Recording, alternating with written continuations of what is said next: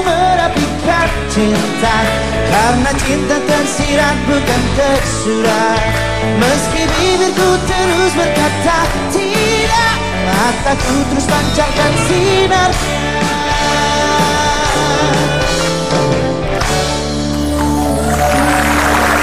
Kembali lagi di LK Mengatasi Masalah Tanpa. Kita lanjutkan mengenai friend zone ini. Ini kayak istilah-istilah baru sebenarnya dari anak-anak muda. Cak Lontong, kira-kira bagaimana mengantisipasi supaya kita keluar dari friend zone tersebut? Saya perkenalkan diri dulu. Wah, baru ngenalin, lu udah ngomong dari tadi, baru kenalinnya sekarang. Itulah bedanya saya dengan diri kita sendiri ya. Lo gimana sih? Saya Cak Lontong, salam lember. Ya. Saya dari emang ganteng, ora iso selingkuh. Apa tuh? Egois. Pak, sebenarnya seperti yang Anda bilang tadi benar bahwa ini terjadi pada zaman dahulu pun sedang terjadi. Iya. Anda tahu nggak dulu Dendels pernah di friendzonin sama pacarnya? Hah? Apa? Bukan pacarnya, maksudnya temannya. Wah, ini pasti baru ini. Di sejarah nggak ada ya? Yang itu Nggak yang ada. bikin Dendels, gubernur jenderal. Gubernur jenderal. Oh, gubernur jenderal. Yang bikin Belanda. Anyer Panarukan. Anyer Panarukan, Ya, ya. itu Dendels gubernur jenderal Belanda yang dulu pernah jadi Yang melakukan di sini. rodi dia. Ya.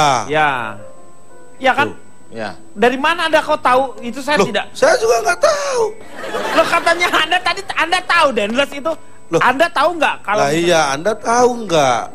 Ya saya nggak tahu. Ya sudah, jawab aja nggak tahu, jangan Kirain saya berbelit-belit. kamu tahu. Mana mungkin saya tahu Dendels pernah di PHP-in atau di friendzonin. Tapi kata-katanya tadi kan ya. Dari Bapak kata ini gini, kadang-kadang- Anda tahu nggak kalau jadi seolah-olah dia tahu. Bapak Mau ini memberi- overestimate. mau memberitahu kepada saya. Pak, kalau saya mau memberitahu, saya nggak perlu tanya, langsung saya kasih tahu saja. Ngapain saya ribet-ribet? Ini Bapak yang salah. Iya saya. Oh. Baper, Saya bawa baper, perasaan. baper. Iya. Overestimate. Tapi begini, bahasa simpel aja ya. Ah, Ngomongin Dendels juga percuma. cuma ngapain? Jadi begini. Nanti didengar sama Dendelsnya lagi. Cinta ibaratnya cinta bertepuk sebelah tangan, atau kita punya perasaan cinta dengan teman yang sebenarnya dia menganggap kita hanya teman. Iya. Itu sakit hatinya.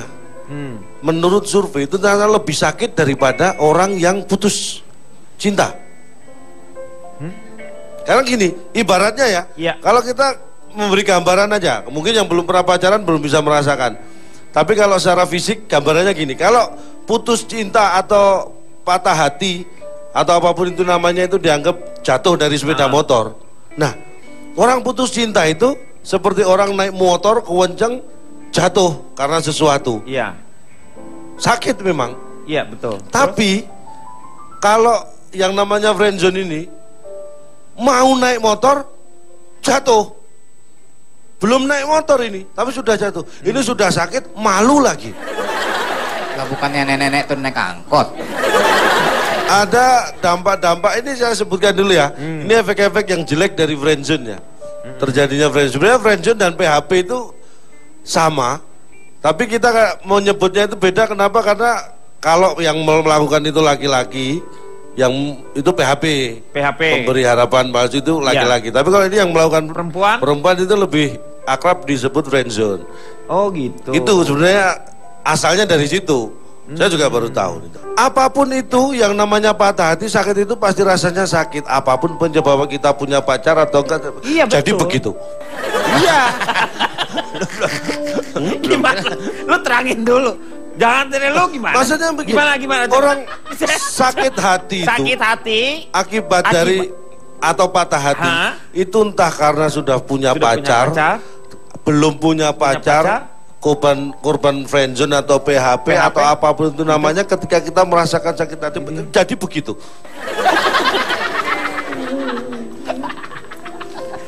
Makanya untuk menghindari hal-hal seperti itu, kita harus bisa mengantisipasi. Karena rasanya memang tidak seperti yang dirasakan oleh orang yang punya, jadi begitu. Dia mendengarkan belum jelas. Ini belum jelas, lu tiba-tiba udah begitu. Saya sudah nyampe, masa belum jelas? Ya saya ulangi. Ya. Saya pernah punya pacar. Ya, saya juga pernah menjalani friendzone. Ya. Jadi saya tahu persis rasanya dua-duanya. Ketika terjadi hal-hal yang tidak diinginkan, misalnya putus di tengah jalan, itu sakit hatinya seperti orang yang jadi begitu. Gimana sih? Gimana? Ini udah jelas loh ini. Jelas sih jelas. Oh, belum pernah saya kamu. Pak, ini udah main anarkis, Pak. Main bakar-bakar. Enggak, belikan aja bensin sama korek, saya bisa sendiri kok. Gak usah pakai dibakar. Ya orang jadi bingung lu ngomong begitu. Oke, kalau aduh. Gimana saya menjelaskan lagi ya? Iya. Karena saya sudah secara kronologis urutannya jadi begitu. Kok masih bingung kan saya jadi Yang begitu. tuntas. Oke. Menurut survei yang saya lakukan pada nenek yang pernah naik angkot di suatu hari. Nenek Ini benar. dibawa-bawa dong. Bukan, saya nggak tahu itu Nggak tahu ceritanya dia itu. Orang saya di Surabaya, Anda di Jakarta kok. Iya, Jadi beda. saya survei seorang, ini cerita Neneknya. pengakuan dari seorang nenek yang ada di dalam angkot di suatu hari. Entah, saya nggak tahu di mana dan apanya nggak tahu. Jadi efek dari friendzone itu, yang pertama, membuat pertemanan itu jaraknya yang asalnya tidak ada jarak dekat, bisa jadi menjauh. Dalam kondisi normal ya, ini belum sampai nembak ya, belum sampai tahu kondisi. Kok jadi jauh, kenapa? Karena gini, biasanya orang yang mencintai itu akan cenderung salting. Iya, Salah iya, iya. tingkah. Nah, salah tingkah. Salah tingkah, salting. Loh, berarti kamu sama nenek itu kok tahu? Ya kan bareng Bapak jangan diangkot. dijawab, jadi Oh, berarti nenek itu. ketahuan. Iya. Ya ampun. Dia sih nggak cerita kalau bareng kamu. Tapi kok tuh jauh amat sampai Surabaya tuh angkot. Angkotnya nggak, Bukan. angkotnya nggak ada remnya, jadi jalan terus. Tiba-tiba nyampe Surabaya ya Pak ya. Jadi begitu. Iya. Wah, Bapak ikut-ikut aja Bapak. Nah. Yang kedua, jadi ada pilih kasih dalam sebuah pertemanan. Karena biasanya yang pertemanan itu ada beberapa teman, karena ada salah Spesial. satu punya rasa dengan yang lain, akhirnya dia salah pilih kasih. Ya jadi kayak pakai telur. Spesial. Ya. Jadi ada spesial gitu. Kalau telur mau merhatiin. nolongin itu dia lebih semangat kalau nolongin yang disenengin daripada yang lain. Yang ketiga, ini dari pihak yang mencintai itu jadi lebih sensitif. Jadi ketika melihat teman yang dia cintai, dia bercanda dengan teman yang lain, cemburu gitu ya. ada itu. Itu efek negatifnya seperti itu. Jadi nggak fair pertemanannya. Jadi pertemanannya sudah berubah karena Berubah memang jadi sensitif. mempunyai keinginan. Tapi yang paling parah dari semua itu, Adalah- dia bisa cemburu, dia bisa merasa salah tingkah dan sebagainya, tapi nggak bisa berbuat apa-apa. Karena belum tahu bahwa itu bukan pacarnya, Iya. baru temen. Itu Tidak kan punya nggak hak. enak banget. Iya. Ujung-ujungnya apa? Jadi jauhlah pertemanan itu. Ini menurut nenek tadi loh ya, saya nggak ada sangkut Iya, pautnya. Akhirnya jadi berpisah. Dari gue cuma minta satu, lu cara keluar dari friendzone-nya gimana? Ya cari pintu keluar pakai nanya. Ya gimana lu cara keluarnya? Kalau Apa dia lu- mah bukan keluar Pak, dia emang ditendang sama perempuannya Pak. Ya enggak cari pelampiasan Pak biasanya. Ini Derry apa sendiri. Kiwil sih Pak? Dari Pak, Dari ini. Suaranya kok ke Kiwil ya? cari Ya. pelampiasan aja Pak. Misalnya lebih kenal ke perempuan lain, ngebuka ruang. Oh, membuka ruang supaya bisa melupakan si friendzone tersebut. That's right. Oke, waktunya Kang Maman, Notulen, silakan. Rupanya ada 6 tanda friendzone yang wajib kamu waspadai.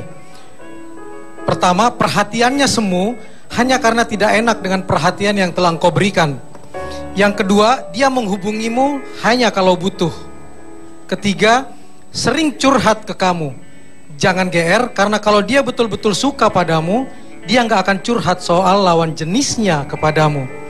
Keempat, ngajak keluar, tetapi begitu sampai TKP, ternyata perginya bareng-bareng dengan yang lain. Nggak cuma berdua.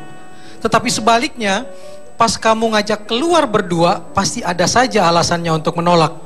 Dan yang keenam, kalau diajak ngomong tentang status hubungan kalian, dia pasti langsung alihkan perhatian. Kalau ini terjadi padamu, mari sejenak heningkan cipta untuk nasib cintamu yang mengenaskan. Namun jika hatimu tetap kuat ketika yang kamu cintai cuma menganggapmu teman, lantunkanlah rasa syukur. Daripada dianggap hantu yang ditakuti atau maling yang dilaporkan, lebih baik seperti sekarang. Toh masih bisa friends with benefit, sambil menggantungkan harapan di gemintang yang berkerlap-kerlip di langit malam. Bukankah teman masih bisa jadi temanten?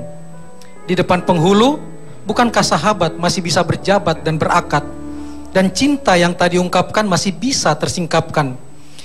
Bila pun tetap tidak jadian, jadilah jantung buatnya yang terus berdetak membuatnya hidup tanpa pernah berharap balas, tanpa pernah pamerkan wujud. Tetapi karena cinta tak perlu alasan, sebab cinta adalah alasan itu sendiri sekaligus tujuan. Tetapi jika tak sanggup menghadapinya, segera putar haluan dan berlabuhlah di pelabuhan yang menyambutmu sepenuh kasih dan sayang.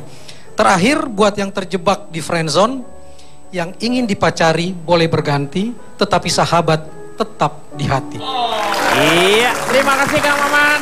Moga-moga malam hari ini banyak manfaat yang kita dapat. Saksikan terus ILK setiap Senin dan juga hari Selasa jam 20.30 hanya di Trans 7. Selamat malam, sampai jumpa.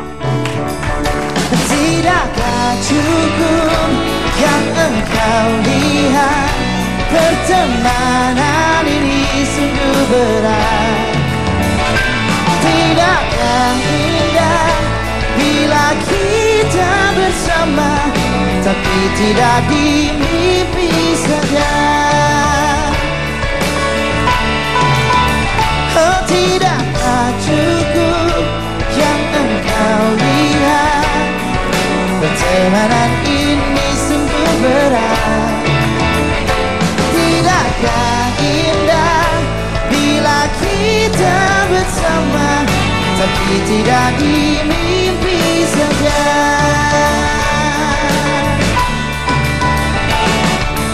Ini nasib yang mengenaskan harus terjadi.